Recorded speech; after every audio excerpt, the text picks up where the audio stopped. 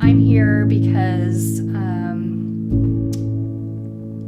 I have breast cancer that's now eaten away at my bones, and I have rods in my legs, and there's so many things that I feel like I can't do anymore, but with the support of a group like this and people being behind me, it's something I really feel like I can do. And that means so much to me. I've lost too many dear friends to count. And one of my really close friends, Chantel Cullen, whose husband Jeff is on the board here, there doesn't a day go by I don't think about her. We were fortunate to become friends, and unfortunate that cancer was what brought us together. And I miss her dearly and think about her all the time, and that's why I climb. And I am so honored to be amongst just a wonderful group of women I've had the privilege of getting to know the last few years. I'm Julie Gunther. I'm also a physician, and so sometimes I'm called Dr. Julie Gunther. And I had my first mammogram after I turned 40, actually on April Fool's Day 2016, and saw my 3.5 centimeter right-sided breast cancer.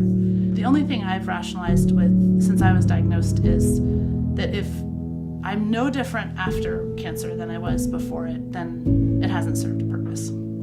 So I'm not 100% sure what purpose cancer is supposed to serve in my life. But I do know I've met this amazing group of mostly young, vibrant women who have come to a place of authenticity through their own really shitty experiences. And if we can go and conquer some mountains together, that seems like a really great thing to do. My name is Katie Anchustagi. I was diagnosed when I was 27.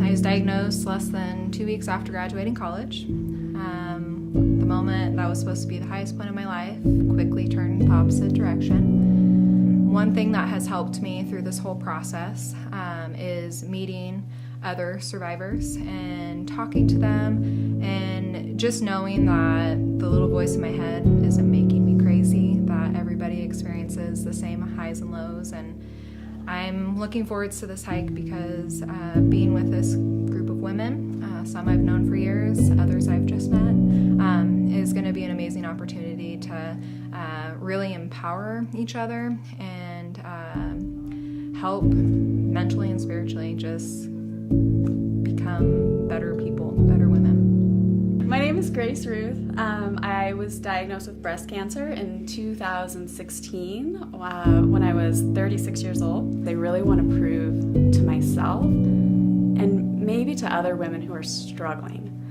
that it's possible to go through really hard things and to still come back better and stronger. And maybe that it's okay for mountain climbers to cry.